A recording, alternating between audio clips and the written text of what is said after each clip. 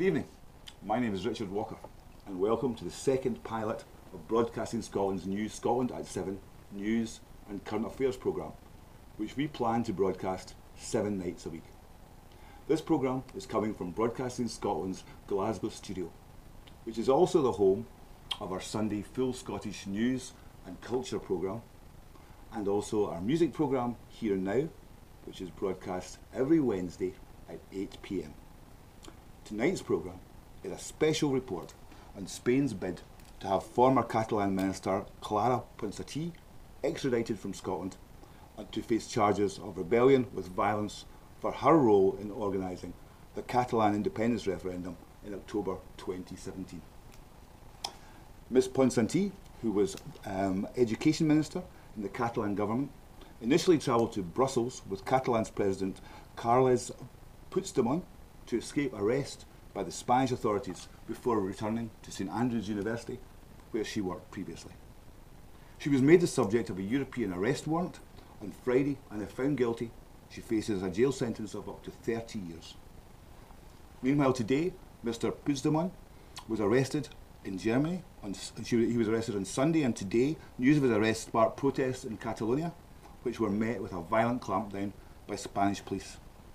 Joining us in the programme today are Ms Ponsati's lawyer, Aamer Anwar, and Jordi Albacete, a journalist from Catalonia who has been in Scotland for 5 years, initially as a student and now as the editor and managing director of bilingual magazine Cosmopolita Scotland, published in Spanish and English, which aims to integrate the Spanish-speaking community in Scotland. Welcome both. Aamer, if we could turn to you first. Yeah. Today, Nicola Sturgeon, the First Minister, and Ian Blackford, the SNP's leader in Westminster, both issued statements condemning Spain's move. Is that making Ms Ponsati feel supported in Scotland? Yeah, I saw Clara earlier on, and she is in good spirits. Clearly she's shocked and she's upset by what she faces, but in terms of the support that she's received from the Scottish Government, from hundreds of thousands of people, I have to say, I mean, I'm quite astonished that in the last 24 hours you're talking about hundreds of thousands of people on social media providing support, and she's seen that. So yeah, she's moved by that. She seems extremely humbled by the support that she's received, and she recognises the position that the Scottish Government faces, in that they have issued a very strongly worded statement. They have provided support and solidarity in the past during the independence movement, and Nicola's come out with a very strong statement, but to a certain extent the hands of the Scottish Government is tied, because they cannot be seen to be interfering in the judicial process. This is a matter for the courts to decide, and that's quite correct. That is the only position they can take, albeit that they can provide solidarity and support. It's the courts that will make a decision on what happens to Clara, and if they did any different, then of course the Scottish Government would have to be criticised, because then what would be the difference between them and the Spanish Government, who stand accused of being interfering in the judicial process in Spain and in Catalonia.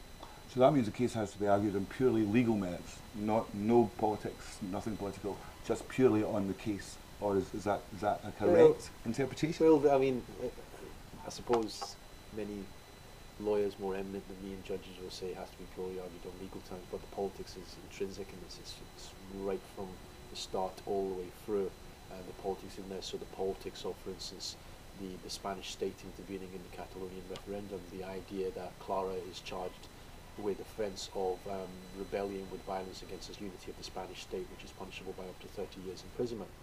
Of course, we have to advance the case, the fact that actually what she was an education minister who, along with many of the other ministers, peacefully promoted a referendum, and we also wish to advance the argument that this is a systematic attempt to criminalise the aspirations of over 2 million Catalonian voters for independence. Now that's political.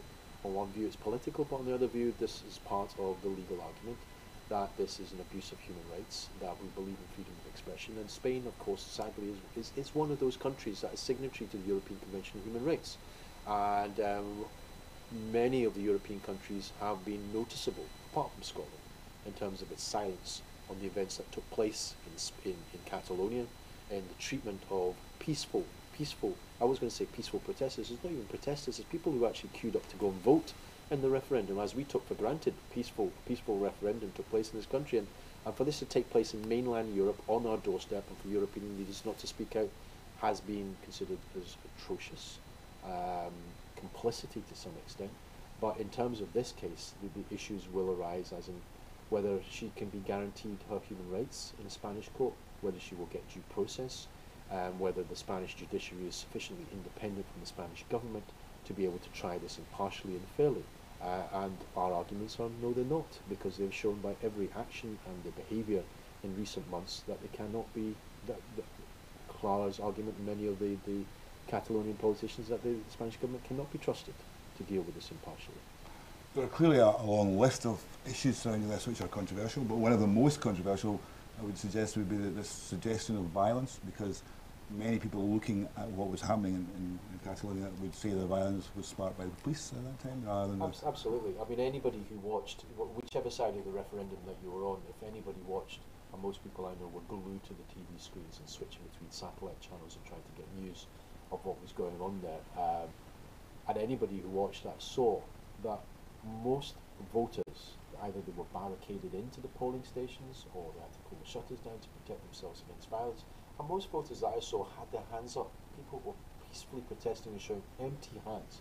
It's like you don't need to speak the language, but all around the world to put your hands in palms like that is to show that I have no weapons, I'm peaceful, and but they wouldn't even demonstrate. They come to actually vote in a polling station, and yet what happened was you saw a militaristic response from police officers, some of whom was Sieg Heil, some of whom who support Franco, coming in, smashing their way through voters, attacking people who were actually counting the votes, people who were in the polling station, people, families, young people, old people, people from all walks of life who'd come to express their democratic right to vote, and they were attacked.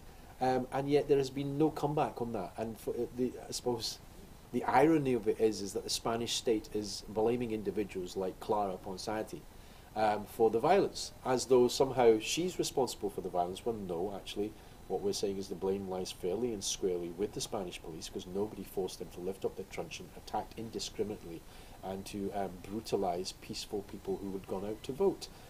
All she's guilty of is being a minister who peacefully promoted a referendum, and as a result of which, the Spanish government could have done one of two things. They could either have chosen to ignore the result and said, no, this is not legal, or they did the second option, which was to send in a militarised police force to attack, to brutalise, and to scare the population. And when they couldn't do that, and the Catalonian people responded and said, we will not be scared, we will not be frightened of, what they then did was to go after the Catalonian politicians. And when you think in a European country, for the Catalonian government, for most of them to either be in exile or in custody at this point in time, is quite simply astounding. You wouldn't be able to tell that from watching the TV screens, from watching our news, news channels, mainstream media channels. You wouldn't actually realise that that's actually what's going on until, of course, you see violence in the streets, and then people start asking the question, what's going on there? So what are the legal basis that you're going to challenge the extradition? Well, I think in the first instance, the question of whether due process has been followed by the Spanish Supreme Court, whether they implemented the European Arrest Warrant correctly. That's the first thing, to see whether that's been done. They've never done it before. We think that is probably riddled with holes in terms of how they processed it. They're calling Clara a fugitive from justice. Yet in order to be a fugitive from justice, the first thing that has to happen is you have to have a certain court date, and then not turn up at a court date, or be arrested and then escape. But she's done none of those. So there's a court date set for April the 16th. Yet she's not been given the opportunity to attend. So how can she be a fugitive from justice? Second issue that arises whether whether her rights to a fair trial can be guaranteed under the European Convention on Human Rights within the Spanish courts. We believe not, because we believe that the Spanish judiciary is so tied so closely to the Spanish government that it's impossible for them to be impartial, to be fair in their treatment, not just of Clara, but all Catalan politicians. The third element that arises is whether she will be subjected to inhumane and degrading treatment, which, if that happens, would be in breach of the Convention rights and in breach of her human rights if she's returned to Spain. And she's held in custody in Spain, in a prison or in a police station, and then taken to court, because there have been instances which have been reported upon about the horrific treatment of Catalonian politicians who were taken into custody. And then the other issue arises about the actual charge itself, in terms of she's been charged with sedition and rebellion, punishable by up to 30 years imprisonment. We don't have a similar offence. You have to have a comparative offence.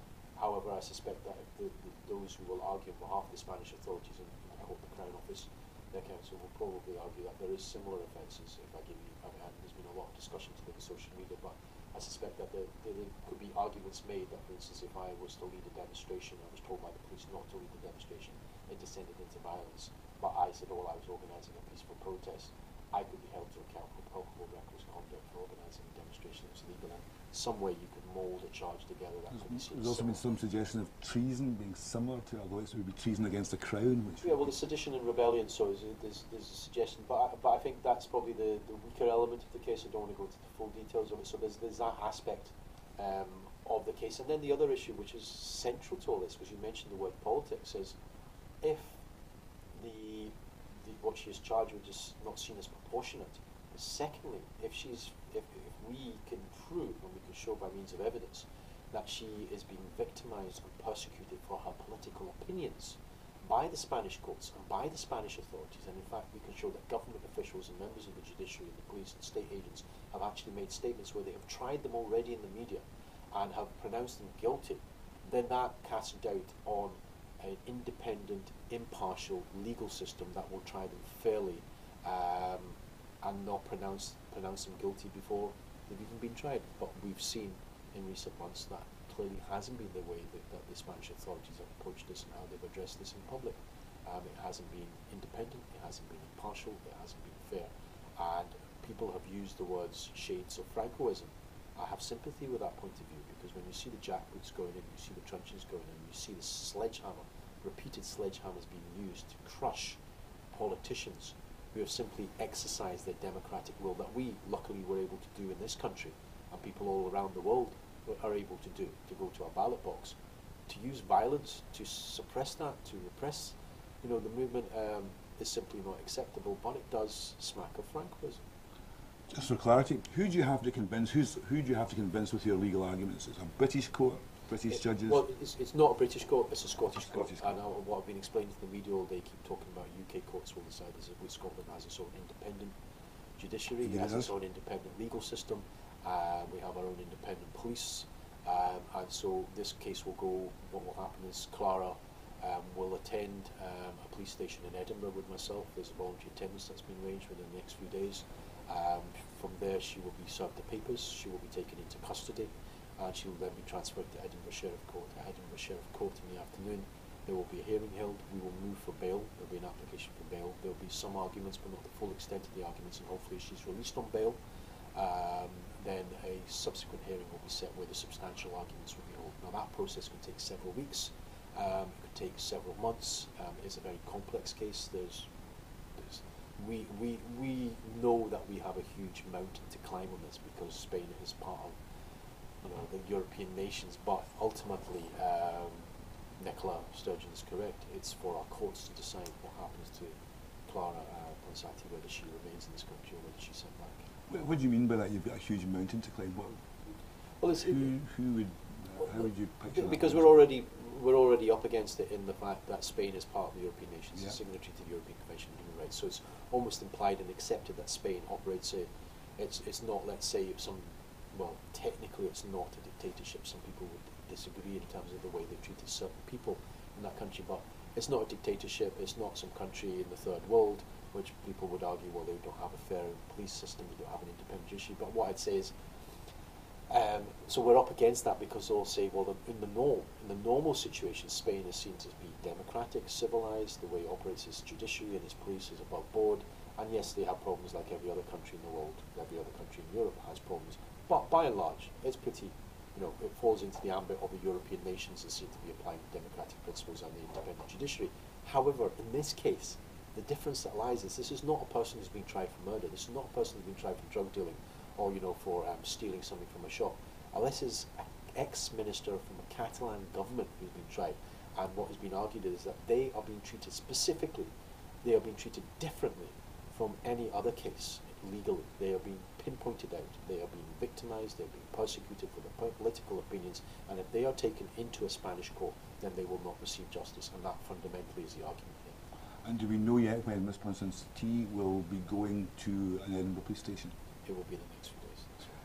And you would hope that she will get bail? No guarantees, I would imagine. This is for His Lordship or Ladyship to decide. Okay. Thank you very much. Thank you. coming in this evening. And now we'll turn to Jordi Albacete. Sorry. You're the editor of a magazine, and you're from Catalonia. This latest dispute between Spain and Catalonia comes at the, after a long history of aggravation. I suppose I would ask, is the behaviour of the Spanish government surprising to you?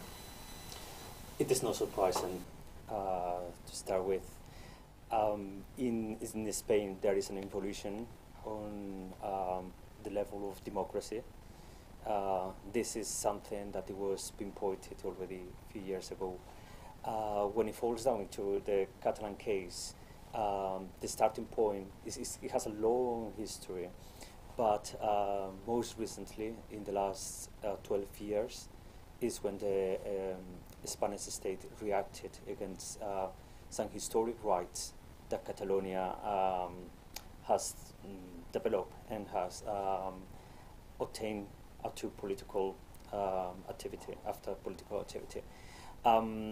So in 2006, there was a sort of humble Bill of Rights that it was passed in the Catalan Parliament, and then it was passed in the Spanish Congress, in the other lower chamber in Spain, and it became legal. And then the People's Party government, when they took power, they just before that, but when they took power, they made effective to an appeal to the Constitutional Court to ban this sort of newest statute or Bill of Rights, and that was the that was the trigger for upsetting a large number of people so that that legal framework that was passed in the Catalan Parliament, and then I forgot to say that was also backed up by a referendum in Catalonia. So. And then it was passed also in the Spanish Congress, then by an appeal of the government. All of a sudden, the Constitutional Court decided that that was not legal. So at that point, the Catalan people felt that they were betrayed, and moreover, that there was no guarantee that the Spanish state will respect any advance in any Catalan legal framework. And after that, the movement against Catalonia started to build up. It wasn't only banning that specific piece of law, piece of legal framework. It was a set of different laws, but also the Ministry of Education in Spain tried to pass a law to interfere in the use of Catalan language at the public schools. And people saw all of a sudden that all the devolution powers in Catalonia that came after a massive effort of negotiating or trying to restore political historic rights that were, as you know, Spain had a history of 40 years of dictatorship, and obviously all Catalan rights were completely forbidden. You couldn't speak Catalan during those 40 years publicly or write in Catalan.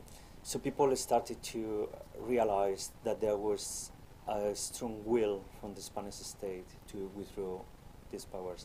At the same time, the political arena in Spain is not homogeneous. There was also some progressive parties, progressive social movements that were also a bit astonished of what was going on with Catalonia. But then the media also started to take sides, right. And unfortunately, some of the leading mainstream media, they took sides on the decentralization of power.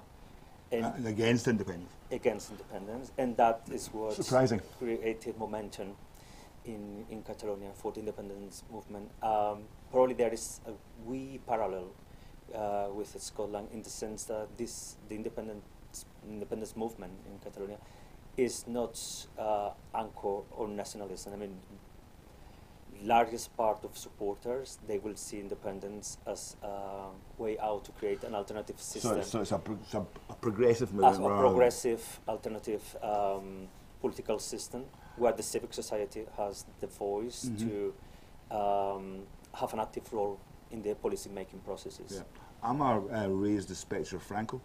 Tricia Marwick, a former presiding officer at our Scottish Parliament, on Twitter today said that the Franco influence in Spain has never really gone away. Is that fair? Is Franco a fair thing to refer back to? Up to a certain extent, it is in some statements. As I said before, it's not that the Spanish politics or the Spanish judicial system is homogeneous by no means, but there is strong reminiscence of Franco structures of governance, particularly at the high statements of the judicial system, like in the Constitutional Court, the Supreme Court. These are the courts that actually are interfering now in the Catalan case, like legitimizing the accusations from the government. So the Constitutional Court is the court that will be judging how legal have been all these actions that the Catalan politicians are accused of. And just to give you an idea, the members of this Constitutional Court are appointed by the government. So the link between the government, the politicians in the government, and the link with these members in this court are quite direct. So Some of them you can't rely on them to give a fair hearing or to come to a fair conclusion because of the political influence on them. They will be quite biased. Right, okay. In terms of your friends and family who are in Catalonia just now, how are they feeling about this? Are they presumably they're upset? Does it strengthen their views for independence, or does it make them think we're in trouble here and we better recalibrate our arguments? I think it does make a strength, at least in my social surroundings, so to speak. In the fact that it strengthens the view that this is an unfair treatment to Catalonia. And this is not only about independence, it's about very basic fundamental human rights. But even for those who are not sympathetic towards independence, they will feel that Catalonia is being treated unfairly in this particular matter. How about people elsewhere in Spain? People elsewhere in Spain that presumably are very many of them will not want Catalonia to become independent. Does the Spanish government's actions does it appall them? Are they amazed by what can happen in a country in modern Europe, that when they see the violence at polling stations that we saw? For a significant number of people, yes, they are upset too, and they don't like the Spanish state take on this. But the problem is, as I said earlier on, the mainstream media, particularly in Spain, they frame their current affairs taking sides on the Spanish unity. So they will see all this process as a threat to this Spanish unity, to this Spanish constitution, and then people will be influenced by that. Because if you live in another region in Spain, probably you will be just exposed to those type of media, to those type of fragments. And it's very difficult for Catalan media and for Catalan journalists to put their message across and to show the facts from an objective perspective. No. I have to say, I know people from other regions in Spain that don't feel that they have the freedom to show their criticism towards the Spanish state reaction into the Catalan process. Journalists working for this media, they will be afraid of what they say. So there's no outcry in the mainstream media, even the mainstream media that is opposed to independence. There's no outcry at the tactics employed by the Spanish government, and there's no dissatisfaction being expressed. Just few of these mainstream media they show some criticism towards that. Others they have to sides in a very flagrant way, and some of these, for instance, I'm thinking on some specific newspapers that they will show just merely information. Their front page will be just full of opinion articles. They can just strong stance against the Catalan process for independence. Okay. So that's one of the leading problems in Spain. Most people are just exposed to those fragments, so they are thinking, okay, Catalans, they just want to go away and break up the country, and they are selfish. Yeah. And is there a bit of animosity then between normal people? Is this a battle between, or a difference between, an argument between normal people, or just between politicians?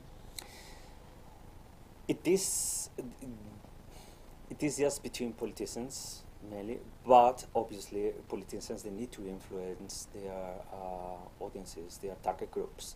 So they are trying to create this negative outlook towards Catalonia, and they try to divide people. I've seen many, I'm a journalist, so I read different media outlets from Spain. I always try to contrast different views, different sources, and they can be quite, as I said, quite biased. And it's very difficult if you are just exposed to this media. It's very difficult to avoid having a hostile feeling towards a part of the population that want to split the country, that is going to put the whole economy jeopardized. So at a point, it's sort of understandable how they are targeted to be to have a certain point of view about the whole Catalan issue. And how then are politicians like Carlos Puigdemont and his cabinet, including Carla Ponsati, how are they portrayed in the media, and how are they regarded by people outside Catalonia and Spain, I suppose? So, in the mainstream media, they will be portrayed as traitors, as breakers. Is that the kind of language that is used? Traitors? Synonyms of traitors, but yeah, in that sort of range of synonyms. Okay. They will refer systematically to the state of law, and they will make the state, even the journalists, when they participate in debates, they will always refer to, they didn't respect the state of law, therefore they need to be prosecuted, and this has been framed as a mantra, so nothing can go against the state of law. But if you look at the fact, the state of law is not that rigid. Even there are many experts in law who would say even a referendum in independence will fit in the constitutional legal framework. It's just a matter of political will or interpretation of the laws. So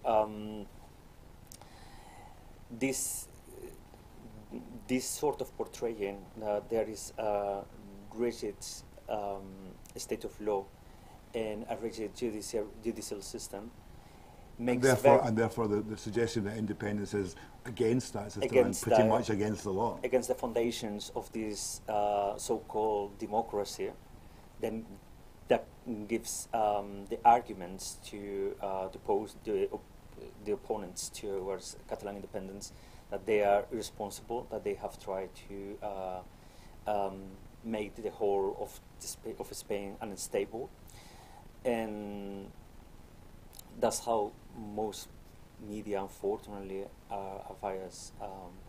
Where do you see this ending now? I mean, given that the Spanish government seemed determined to take these politicians to court, we don't know yet what sentences, if any, will be handed out if they are found guilty. But given it's a fair indication of their attitude of the Spanish government, where will this end? I think it ends in a very difficult place, I suppose. I think it should end in international reaction, judging the states not by their legal status, because they label themselves as democratic. It's very easy to criticize Russia and their quality of democracy. It's very easy to patronize any African country because their quality of democracy is not good. But when it comes to a European country, a member of the EU, a signatory of many international treaties and conventions on human rights, the whole thing becomes difficult because there are cross interests between these states. I don't know where it is going to end. I'm not too optimistic, I have to say. I would like this to end in the international courts. I don't think, as Aamer said, in Spain there is any guarantee for all these people to have a fair trial, because the interference of politics is right in the baseline of the decisions of these high courts. Right. Well, we don't yet know where this issue will end, but we do know where this programme ends, which is right now. Thank you very much for watching. We're sorry for the late start. Hopefully you enjoyed what you heard, and if you want to hear some more from Broadcasting Scotland, you can tune into Full Scottish on Sunday, and as I said, to our music programme Here and Now every Wednesday at 8 o'clock. Thank you very much, and see you again, I hope, soon. Good night.